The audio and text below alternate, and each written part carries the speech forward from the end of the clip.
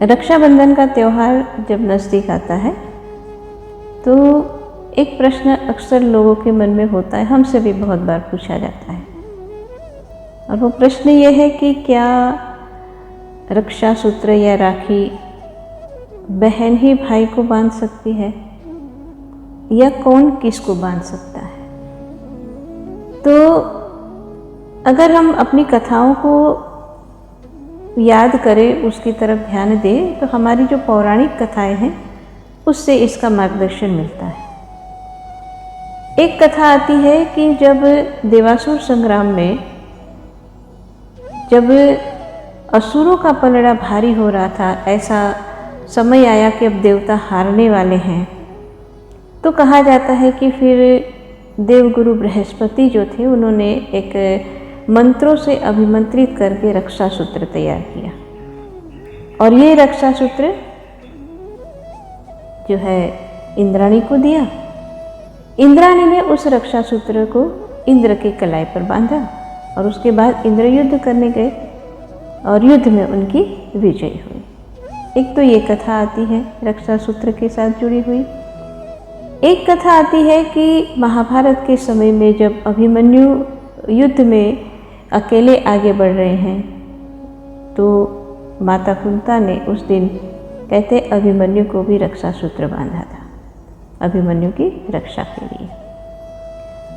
और कथाएं देखें तो एक कथा बहुत फेमस है कि माता लक्ष्मी ने राजा बलि के हाथ में रक्षा सूत्र बांधा, उनको राखी बांधी, उनको अपना भाई बनाया, और प्रसन्न होकर के राजा बलि ने कहा कि बहन आप क्या चाहते हो।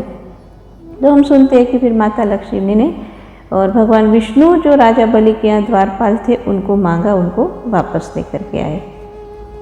और अभी के युगों की कथा सुने, कलयुग की कथा में एक कहानी बहुत जो है ज़्यादा प्रचलित है कि जो रानी कर्णावती थी उन्होंने और जो हुमायूं को राखी भेजी अपने राज्य की रक्षा के लिए, और हुमायूं को जैसे राखी मिली तो कहते हैं हुमायूं अपनी सेना के साथ आए, लेकिन तब तक जो है कर्णावती अपने आप में ही जौहर को प्राप्त कर चुकी थी। ये कुछ कहानियाँ हैं रक्षाबंधन से जुड़ी हुई।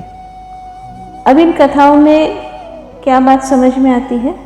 एक तो ये है कि राखी जरूरी नहीं है कि भाई ही बहन को बांधे।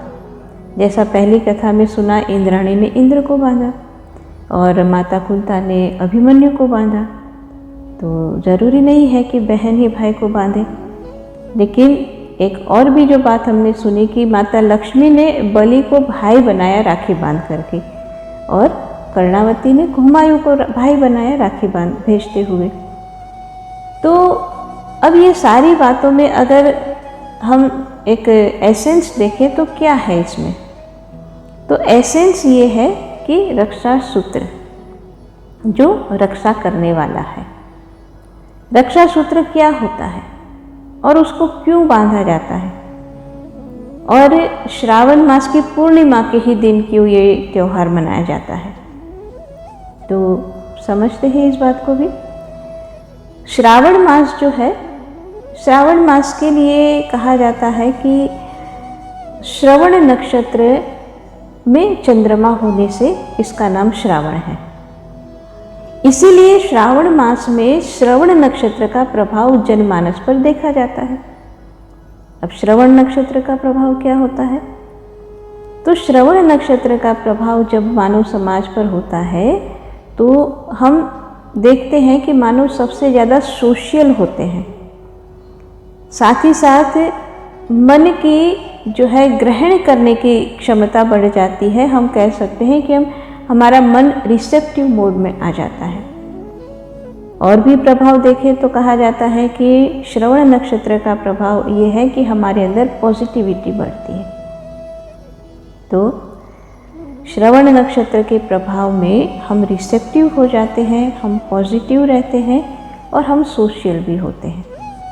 तो ये जितने भी गुण हैं, ये जब श्रवण नक्षत्र में चंद्रमा है यानी श्रावण मास की जब शुरुआत हुई तब से ये सारे जो लक्षण है या गुण है मानव समाज में देखे जाते हैं। लेकिन जब पूर्णिमा होती है, हम सब जानते हैं कि जब पूर्णिमा यानी कि चंद्रमा पूर्ण कलाओं से उदय होते हैं, पूर्णिमा का दिन ऐसा होता है कि जिस दिन जो भी पूरे एक महीने का जो भी नक्षत्र का प्रभाव था वो हाईएस्ट लेवल पर देखा जाता है।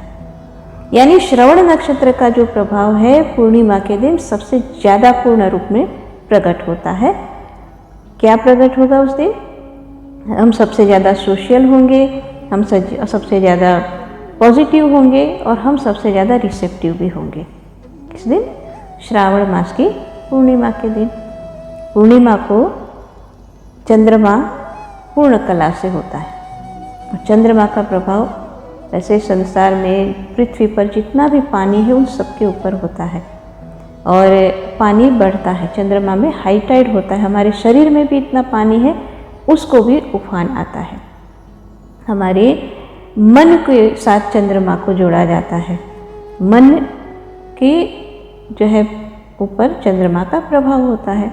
इसलिए जब पूर्ण रूप से चंद्रमा होता है तो हम ज़्यादा इमोशनल होते हैं।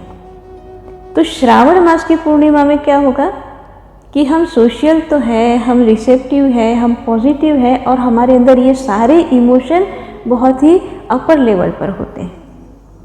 और उसी दिन हम ये त्यौहार मनाते हैं जिसमें हम अपनी जो है भावना है, अपनी जो पॉजिटिव एनर्जी है, एक व्यक्ति दूसरे व्यक्ति को देता है। अब यहाँ पर बात है एनर्जी को एक व्यक्ति से दूसरे व्यक्ति में ट्रांसफ़र करने की।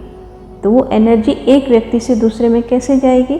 कोई माध्यम चाहिए और वो जो माध्यम है उसी को हम कहते हैं कि वो एनर्जी कंडक्टर होना चाहिए, जो एनर्जी को अपने अंदर समाये ले और फिर दूसरे के पास जब जाए तो उनको दे।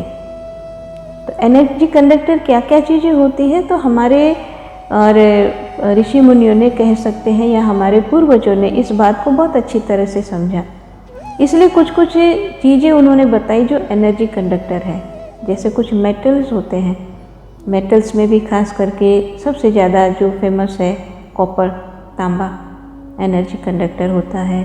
साथ ही साथ आप गोल्ड के लिए भी कहते हैं, सिल्वर भी होता है, वो मेटल जो है वो एनर्जी कंडक्टर होते हैं। साथ ही साथ कहते हैं कि जो हम अक्षत का प्रयोग करते हैं और हल्दी है और लाल गुलाब का फूल है, ये सभी एनर्जी कंडक्टर होते हैं। और उसमें भी जो कलावा हम बांधते हैं वो भी जो धागा है वो एक बहुत ही अच्छा एनर्जी कंडक्टर होता है। इसलिए क्या होता है कि जो कॉपर या अलग अलग जो हमारी धातुएं हैं उसको न लेकर के अगर हम कलावा की बात करें, जो धागे की बात करें, तो धागा जो एनर्जी कंडक्टर है वो एनर्जी को एक व्यक्ति से लेकर के दूसरे व्यक्ति तक पहुंचा देगा।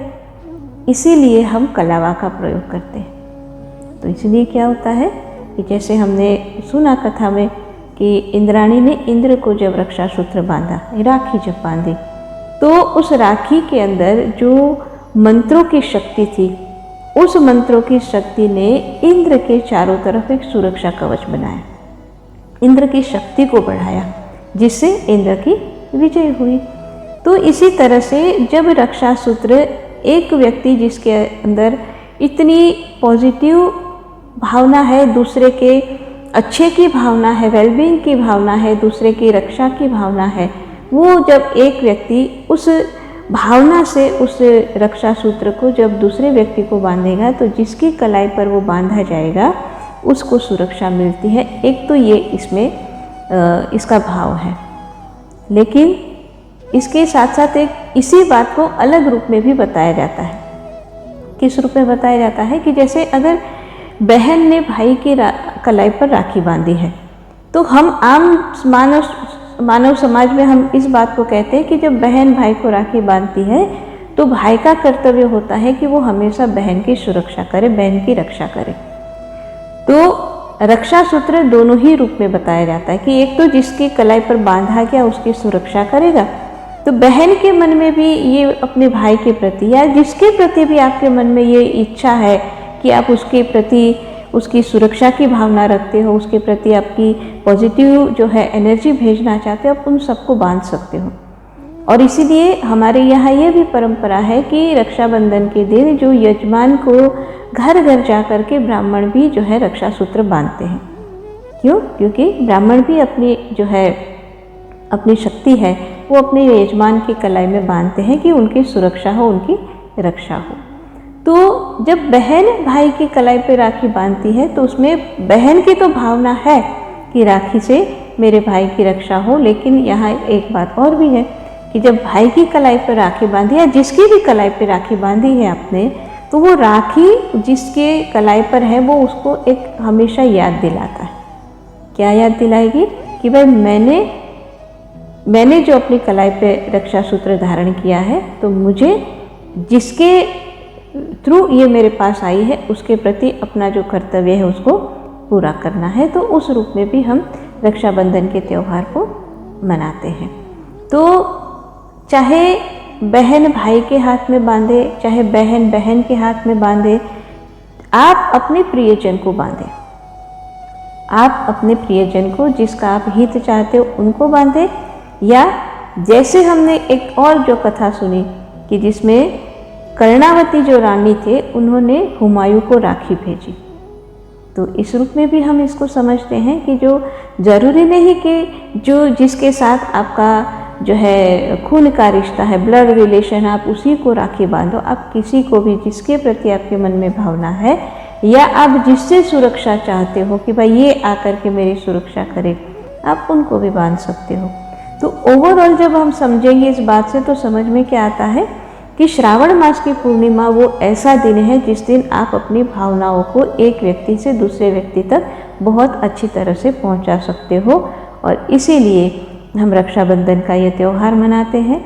और इसी त्यौहार के इस सार को याद रखते हुए आपको भी हम यही कहेंगे कि रक्षाबंधन का त्यौहार आप सबके जीवन में और बहुत सुरक्षा लाए और बहुत खुशियाँ लाए। इसी शुभकामना के साथ सभी को रक्षाबंधन की बहुत बहुत शुभकामनाएं।